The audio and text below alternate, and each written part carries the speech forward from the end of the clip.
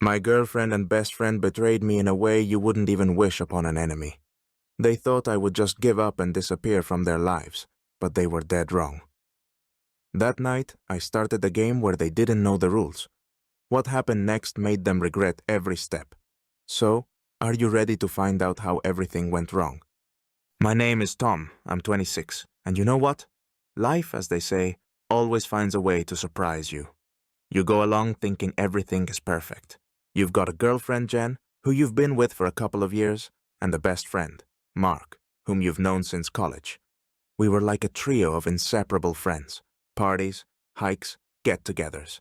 Everything was going according to plan. Life was flowing smoothly. But as it often happens, just when you're least expecting it, something goes to hell. And that something started to become clearer over the last couple of months. Jen, my sweet Jen, started acting weird. I noticed right away that she was always glued to her phone. Sure, everyone spends time on social media now and then, but with her, it was suspicious. She kept disappearing with excuses like, I need to meet up with a friend, or I've got to stop by work, even though she didn't need to be there until 8 a.m. And the late night walks? Come on, do I look like an idiot? I thought, okay, trust is important, but the seed of doubt had already started to grow inside me. And Mark, my best friend. We used to be like brothers, hanging out, going to football games, talking about who had the worst professors in college. But lately, he'd become distant, missing our meetups, not answering calls. Honestly, if it weren't Mark, I would have thought he was avoiding me. But this non-avoidance became too obvious. One night, when Jen ran off yet again for some mysterious reason, I couldn't hold back anymore. I felt like a fool, to be honest. I decided to follow her. You know, like in those cheap infidelity dramas, where the guy hides behind trash cans and follows his girlfriend. Yeah, that was me. Just on a whole new level of pathetic. Spying on my own girlfriend? It wasn't my brightest idea. But I had a sick feeling inside. I already knew. It was going to hurt. I followed her car for several blocks until she stopped at a park. I parked a little farther away and waited. And what do I see? Yep, my worst fears were confirmed. She got out of her car and headed towards another car parked a bit further down. And who do you think was there? Of course, it was fucking Mark. He stepped out of his car and they met at the hood. You know, like in the movies, when two characters are about to kiss, and I'm watching it all from the sidelines like some third-rate spectator. The whole scene felt like it was in slow motion. They hugged, and damn it, yeah, they kissed. Right there, in front of my eyes. My heart honestly didn't just break. It imploded, shattered, and scattered into 1,000 tiny pieces. It felt like someone had hit me over the head with something heavy. I never expected this kind of betrayal from my best people. I watched Jen and Mark by his car, laughing and flirting like they didn't have a care in the world. Every touch, every smile between them felt like someone was twisting a knife deeper into my chest. It was like they were casually stomping all over my heart while sipping their overpriced lattes, completely oblivious to the destruction they were causing. I sat there on the curb, leaning against my car, feeling every ounce of betrayal wash over me, yet staying calm, at least on the surface. Inside, I was a mix of rage and disbelief. It wasn't just the fact that they were together. It was the way they acted like I didn't even exist, like I was nothing more than an inconvenience, a forgotten piece of the puzzle. They stood there, looking so damn happy, like their little secret was something special. But here's the kicker. They had no idea that their perfect little world was about to collapse. Oh yeah, in their heads, they were invincible, untouchable. Jen probably thought she had me wrapped around her finger. And Mark? He probably thought he could outsmart me, that I was too blind or too naive to catch on. Spoiler alert, they were both dead wrong. My first instinct? To jump out and start screaming at them, demanding answers like, "What the hell do you two think you're doing?" I mean, that's what you'd expect, right? To lose it, cause a scene, get in their faces. But the more I thought about it, the more I realized something. Neither of them was worth that. A public blow-up? That's exactly what they'd expect. And honestly, I wasn't about to give them the satisfaction of watching me break down. No way. They didn't deserve that kind of emotional investment from me. I made a decision right then and there. I wasn't going to let them off easy with some dramatic confrontation.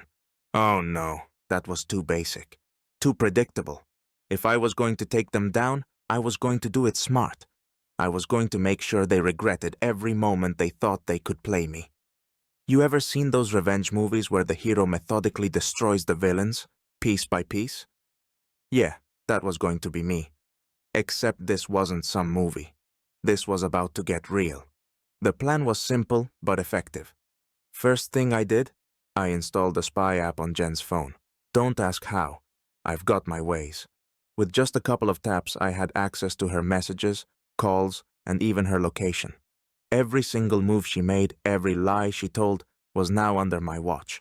I felt like a private investigator, except this case wasn't about finding the truth. It was about exposing the lies and ruining the two people who thought they could outsmart me. You know what's funny? How ridiculously easy it was to invade her personal life. The irony was too good.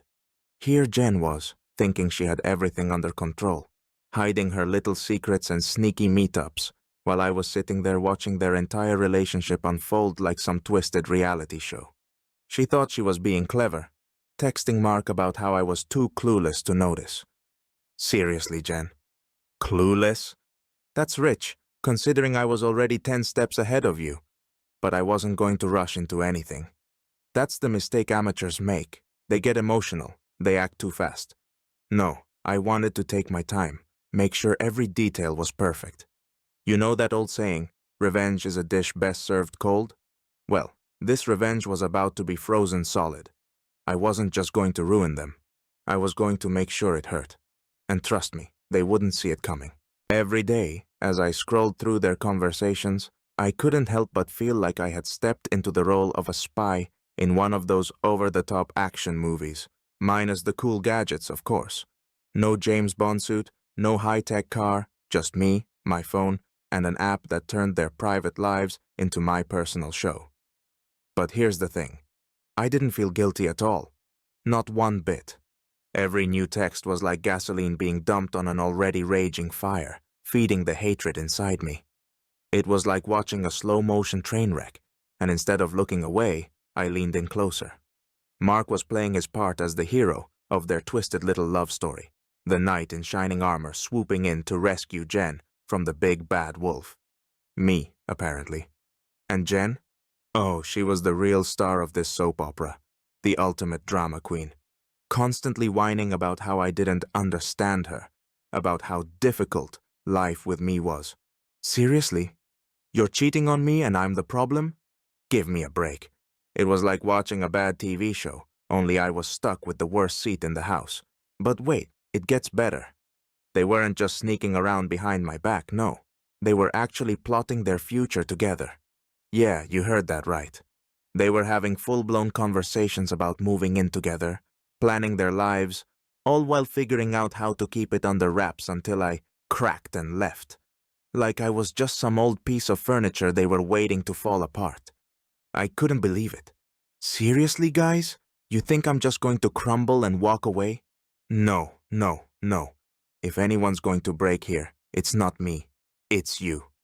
But just sitting back and watching their dirty little affair unfold wasn't enough. Sure, it was entertaining in a reality TV gone horribly wrong kind of way. But I needed more. I needed proof. Proof that would nail them to the wall so hard they couldn't talk their way out of it. So, I came up with a plan. I set up a meeting with Mark. You know, just like old times, two buddies getting together for drinks, catching up like nothing was wrong. We met at this bar we used to go to, and Mark, being the idiot he is, played his part perfectly. "Hey, how's life, man?" he asked, all smiles, acting like he wasn't betraying me behind my back. I just smiled back, kept it cool. Inside, I was boiling. Every fake word he said was like a slap in the face, but I didn't let it show. We sat there, drank a few beers, and talked about all the usual things. Football, work, the same old crap we used to talk about. He didn't suspect a thing. And then came my move. I casually forgot my phone on the table when I got up to use the bathroom. But not just any phone. It was set to record.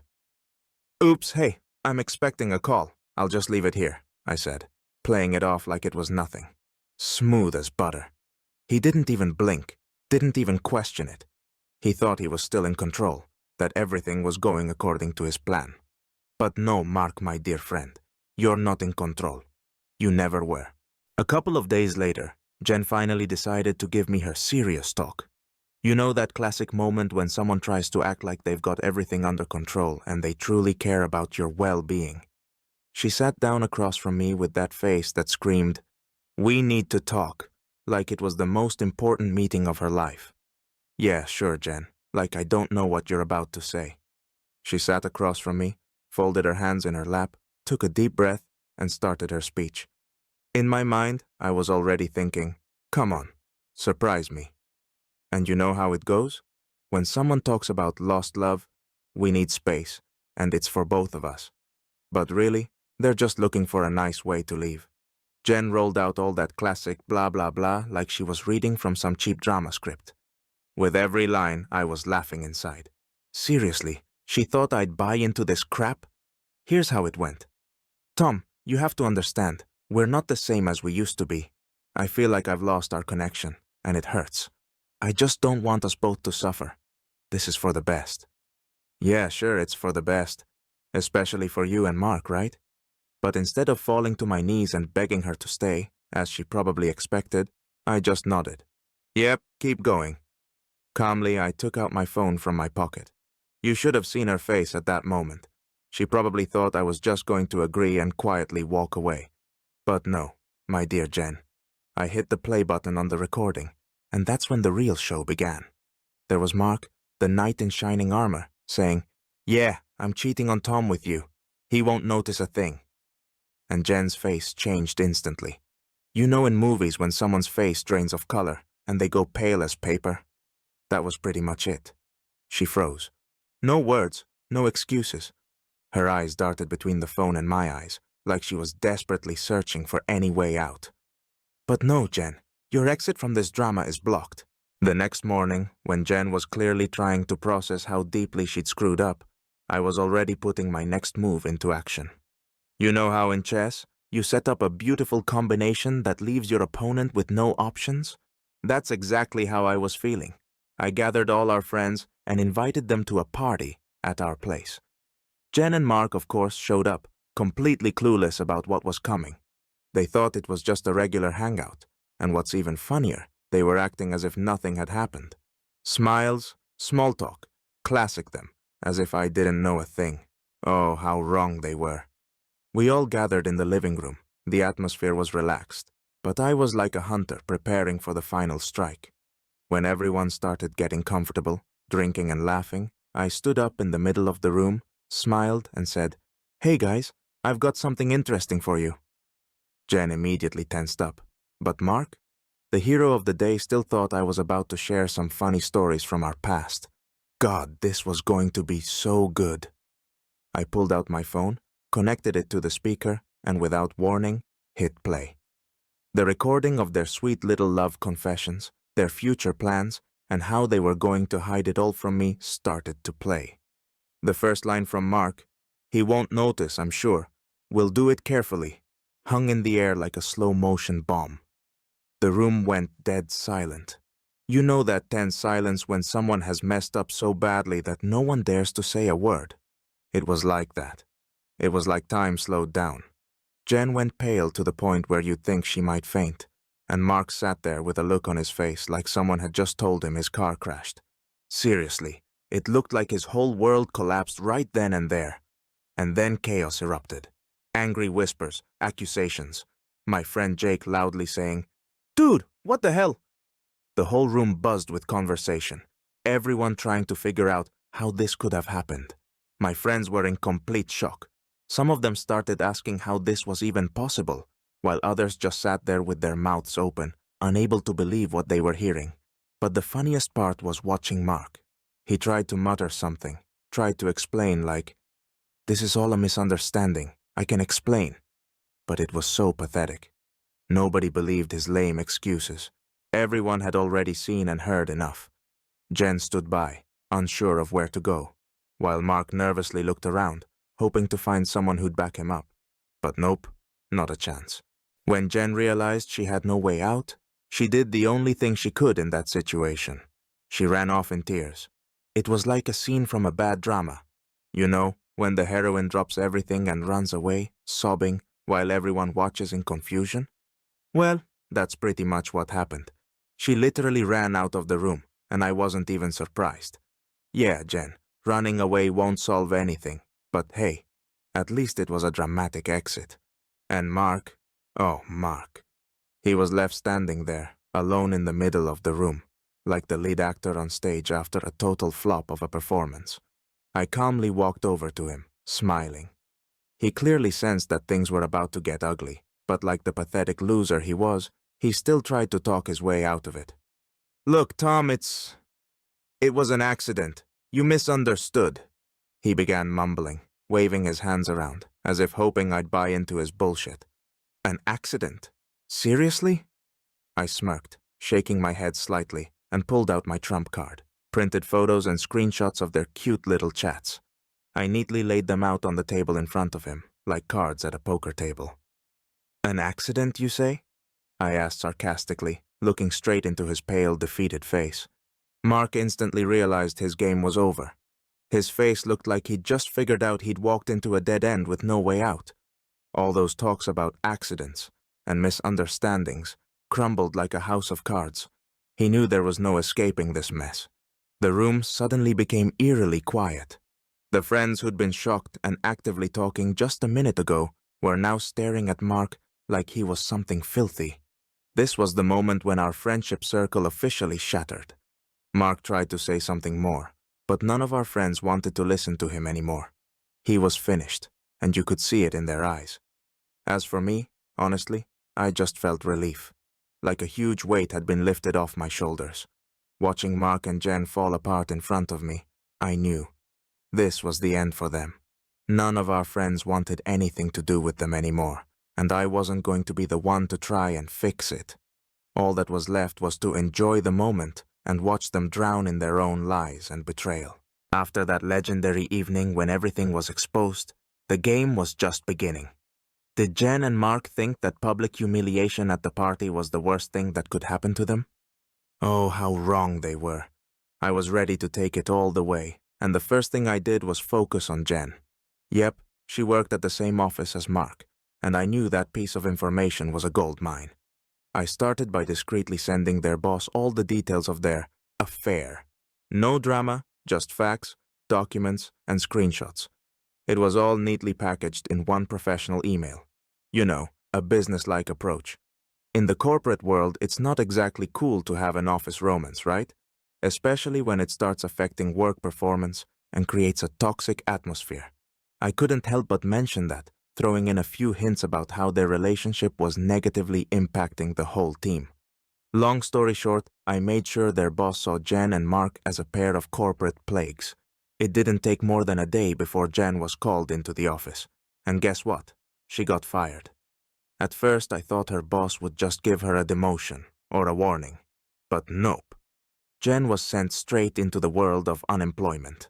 What's funny is that Mark got a taste of the fallout too. When everything came out, his clients started dropping him one by one. Who wants to work with a guy who's sleeping with a colleague behind his best friend's back? Yeah, exactly, no one. The rumors, as expected, spread like wildfire through the office.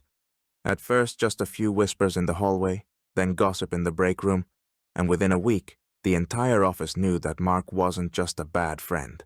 He was a terrible business partner, too. Jen ended up completely alone. Her work buddies turned their backs on her, and her old friends just couldn't believe she'd done this. Even colleagues she used to get along with started avoiding her. The support she once had? Gone. As for Mark, his clients fled like rats from a sinking ship. Honestly, I didn't realize how dependent he was on them until I saw his business crumble before my eyes. And just like that, their little romance turned into an epic disaster. Both of their reputations were destroyed in a matter of weeks. Every day, they felt the consequences of what they'd done weighing down on them more and more. A few months after that epic moment when all the drama reached its peak, I finally started getting back to normal life. You know how it goes. At first you think everything's fallen apart, but then you realize you're finally free from those toxic people. Jen and Mark vanished from my circle completely. I mean, honestly, who would want to hang out with them after that circus they'd put on? Even the most loyal friends couldn't handle that level of betrayal. Getting back to my regular life felt like winning some kind of game where I came out the ultimate victor. You know that feeling when you wake up in the morning and don't have that awful weight on your chest anymore? Yeah, that's it. Everything had finally fallen into place, and the best part was realizing that not only had I come out of this situation on top, but I had completely purged these parasites from my life. As for Jen and Mark, well, let's just say karma hit them hard.